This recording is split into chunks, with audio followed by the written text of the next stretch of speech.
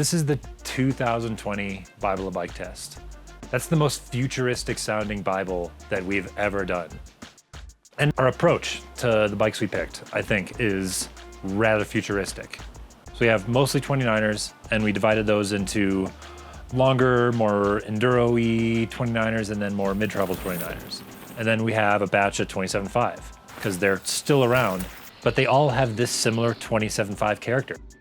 And then the place we brought these bikes to, Park City, Utah. I can't remember another Bible when we had the problem of having too many trails to pick from when we were putting together our test loops.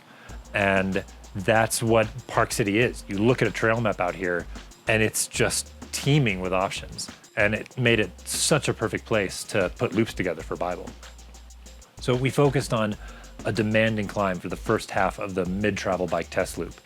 And then the descent we chose alternates between like really steep, demanding, kind of barely gonna make it behind the saddle steep chutes, and then fast, rooty, chundery, sort of controlled chaos.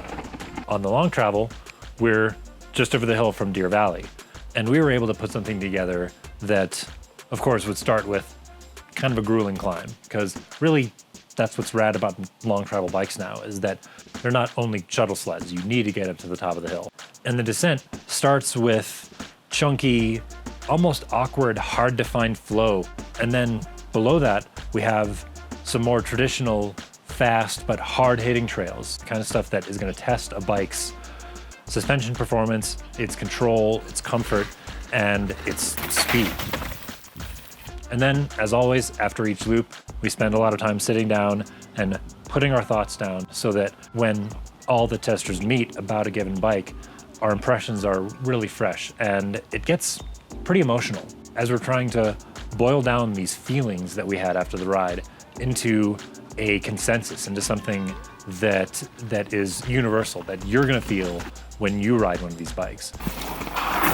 In this Bible, this 2020 Bible, we've got a batch that ranges from bikes that wouldn't feel out of place on an XC race course to full-on coil-sprung modern freeride sleds. And somewhere in there, maybe your next bike.